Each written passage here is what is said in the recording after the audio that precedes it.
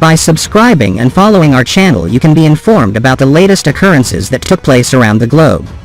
As for today, our reports come from Eastern Europe.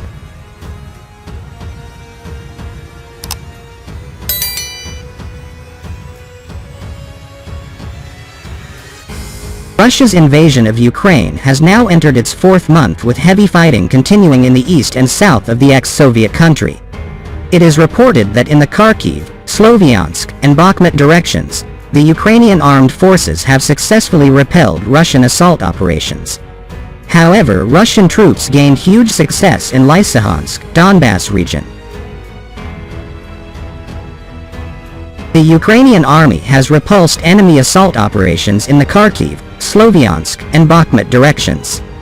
The General Staff of the Armed Forces of Ukraine said in a Facebook post. Russia's assault operations in the direction of Kochubevka-Dementivka were immediately prevented by the Ukrainian forces. The enemy fired at such settlements as Pytomnik, Dementivka, Ivanivka, Rubizhna, Yaversky, Petrovka, Russky Taishki and Kutuzhivka with artillery. Russian troops also conducted air reconnaissance with an Orlan-10 UAV near Prudyanka and Ruska Lozova.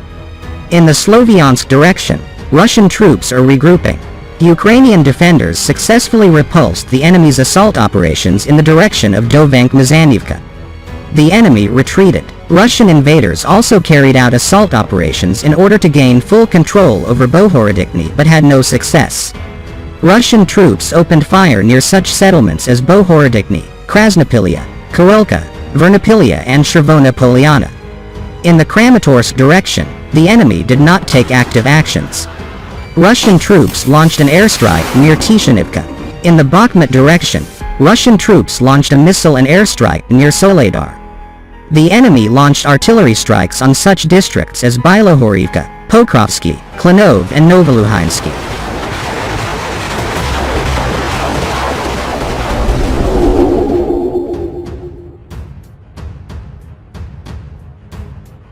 Ukrainian defenders successfully stopped all the enemy's attempts to conduct offensive and assault operations in such directions as Mykolaievka Spern, Volodymyrivka Pokrovsky, Dolomitny Vulahirska TPP.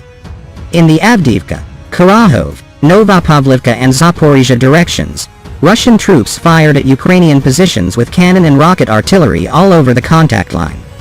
The enemy launched a missile strike on the outskirts of Avdiivka and conducted air reconnaissance with an Orlan-10 UAV. In the southern Bug direction, Russian occupiers continued to shell such settlements as Trudolyubivka, Nyazivka, Vesely Kut, Chervony Yar, Kobzartsy, Lyubomirivka, Posad Pokrovsky and Lupariv. The enemy conducted air reconnaissance. The use of electronic warfare systems was detected near Velika Oleksandrivka. In the Black Sea, 3 enemy-caliber missile carriers are ready to fire missiles at the territory of Ukraine. Having failed to withstand the fire of our artillery, rocket and aviation units, Russian occupiers abandoned Snake Island. Hence, Odessa region has been fully liberated, the General Staff said.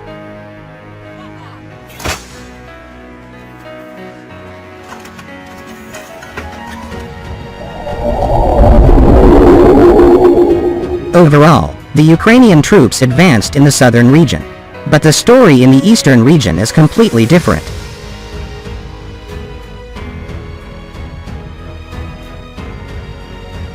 Ukrainian forces have retreated from Lysychansk, the last free city in Luhansk Oblast in eastern Ukraine's Donbas region. The retreat comes weeks after the Ukrainians withdrew from Severodonetsk, Lysychansk's twin city on the opposite bank of the Donets River. The two industrial cities, with a combined pre-war population of around 200,000, were the focus of Russia's renewed offensive in Donbas, which kicked off in mid-April after the Kremlin pulled its battered battalions out of northern Ukraine. Ukraine contested the cities not because it had a realistic chance of withstanding relentless Russian bombardment, but because a slow fighting retreat promised to sap much of the Russian army's remaining strength.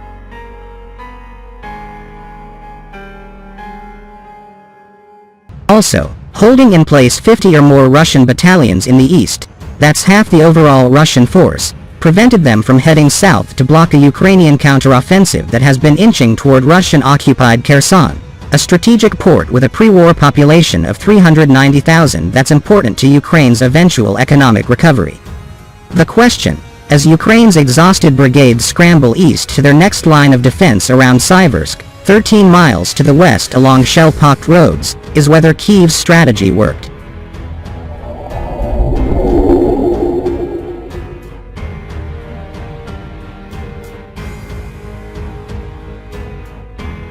It's impossible to say for sure how many Russians died in the battle for Severodonetsk and Lysychansk, but it's possible to guess. The Kremlin's disastrous, two-month campaign aimed at encircling Kyiv cost the Russian armed forces as many as 15,000 dead and several times that number wounded. There's no reason to believe the Donbas fighting, which took place along a narrow front on the eastern edge of a 40-mile-wide pocket of Ukrainian-held terrain surrounded on three sides by Russians, was any less bloody. The General Staff of the Ukrainian Armed Forces estimated the Russians have lost more than 35,000 people in 14 weeks of fighting. The staff, of course, has every reason to exaggerate, but it's worth noting that the separatist Donetsk People's Republic, which contributed its 20,000-man army to the Russian effort, reported losing more 2,000 of its troops killed and another 8,500 wounded by late May, a loss rate that lends some credence to the Ukrainian General Staff's claim. All that is to say, the Russian army probably has lost many thousands of troops in Donbas in the past couple of months. Desperate to rebuild shattered battalions, the Kremlin has begun calling up reservists and forming frontline units on the basis of the training-focused 3rd battalions in each brigade. A new volunteer battalion that formed within the Russian Navy's 200th Motorized Rifle Brigade is indicative. This battalion consists of reservists, volunteers, military policemen, service members from coastal defense units and sailors from various naval vessels, which likely means that the volunteers are inadequately trained and do not have the requisite infantry experience to be effective in high-intensity combat, the Institute for the Study of War in Washington, D.C. reported. The composite nature of this battalion indicates that Russian military leadership continues to struggle with proper and consistent constitution of combat-ready units, ISW added. There are shortages of modern equipment. Having lost more than 800 tanks in Ukraine, nearly a third of its pre-war active inventory, the Russian army pulled from storage long-retired T-62 tanks that Russia first produced in the early 1960s. The Russian armed forces are increasingly hollowed out, the UK Defence Ministry concluded.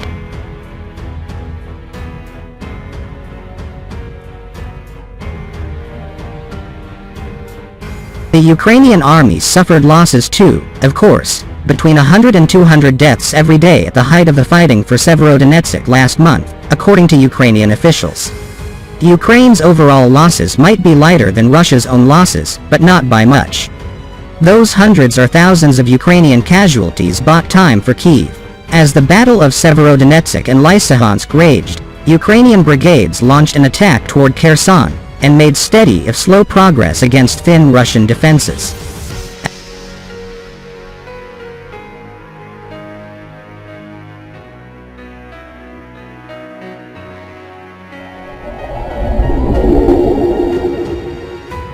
As Lysychansk fell in early July, the Ukrainian army was advancing into the town of Bavinnik, just 5 miles north of Kherson. At the same time, the Ukrainian army and navy finally scraped the last Russian troops off Snake Island, a rocky islet that sits astride the shipping route to Odessa, Ukraine's largest port. Ukraine clearly has exploited Russia's narrow focus on Donbas in order to make gains in the south. That dynamic could continue as the Kremlin eyes Siversk and other free cities in the shrinking Donbas salient. Expect the Ukrainians to continue trading a few miles of terrain and a few ruined eastern settlements for the opportunity to liberate Kherson.